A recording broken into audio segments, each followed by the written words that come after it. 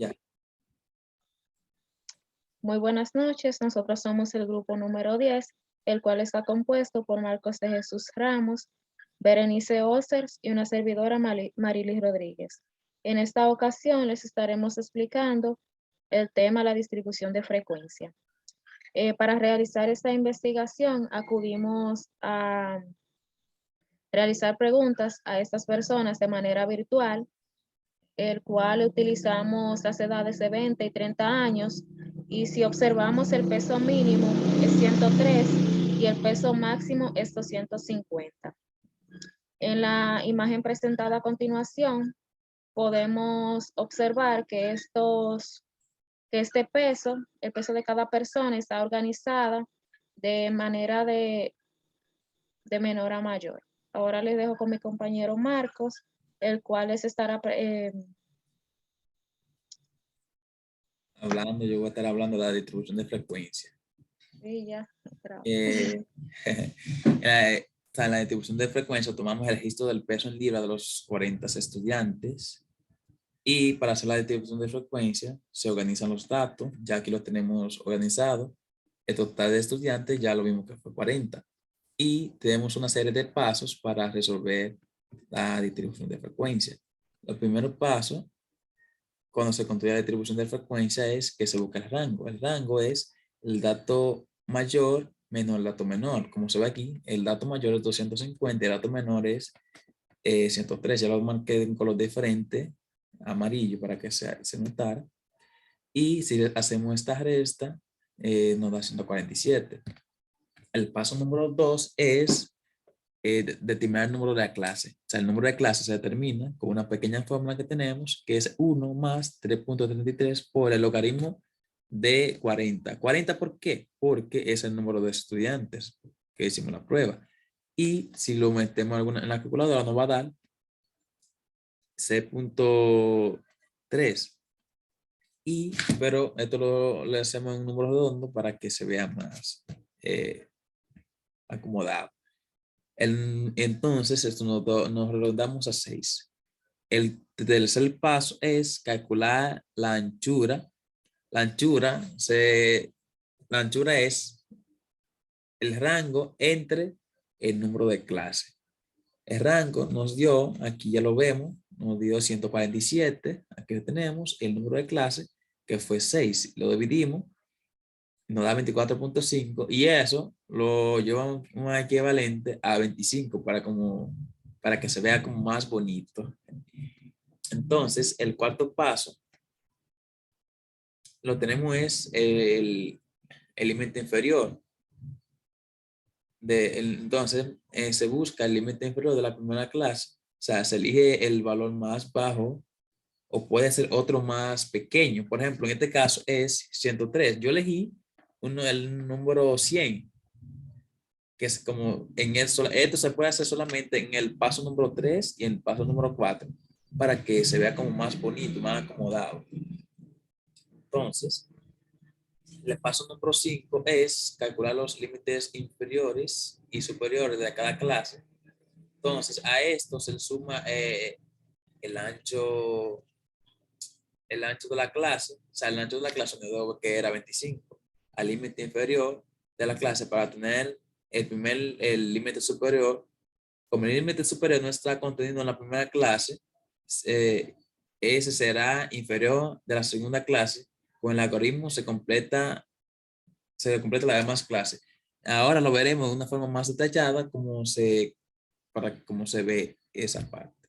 Entonces, lo que se hizo fue, por ejemplo, el peso en libra. Yo hice una gráfica aquí, una tabla, el peso en libra y la cantidad de estudiantes. 100, como ya lo vimos anteriormente, vamos a mostrarlo aquí. Bueno, aquí, por ejemplo, en esta parte, aquí, tomamos el límite inferior y la anchura, que nos la dirigimos a 25. Dijimos, entonces, ¿qué vamos a decir? 100 y menos de 125. Contamos en nuestra gráfica aquí, yo lo tengo organizado ya, por ejemplo, de 100 y menos 125, hay 1, 2, 3, 4, 5, 6, 7, 8, 9, 10, 11, 12 y 13. Conté 13. Entonces, ya lo tenemos aquí. Y de 125 y menos 150, yo lo tengo organizado tan adelante. Nos dio 12. Y de 150 y menos 175 es 8. De 175 y menos de 200 hay 3. De 200 y menos de 225 hay 1. De 225 y de 150 hay 2. De 250 a 275 hay 3. Aquí vemos, solamente no tengo en este caso, el número de clase es 6. Al 1, 2, 3, 4, 5, 6 y 7. Hay 7 porque hay como hicimos un ajuste en el límite inferior, el número de clase, entonces podemos lo que eso se resuelve fácil, lo que agregamos una fila más solamente para eso. Como vemos, el número total es 40. Entonces, eso no quiere decir que, por ejemplo, hay 100 estudiantes hay 3 estudiantes con un peso entre 100 y menos de 125. Hay 12 con un peso de 125 y menos de 150. Hay 8 de 150 y menos de 175. Hay 3 de 175 y menos de 200. Hay 1 de 200 y menos de 255 libras. Y hay 2 de 225 y menos de 250. Y hay 1 de 250 y menos de 275. Ahora, con la siguiente parte, dejaremos a nuestra compañera que nos habla de las gráficas.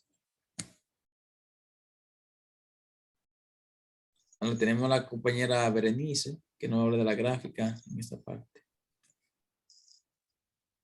Mi nombre es Berenice, como mi compañero acaba de decir, y yo les voy a hablar de la gráfica. Aquí tenemos 2 gráficas, una de pastel y una de barro. Esta gráfica se hizo mediante Excel. Llevamos todos los datos recolectados, lo copiamos para obtener esta gráfica. De las 40 personas entrevistadas, entre 20 y 30 años.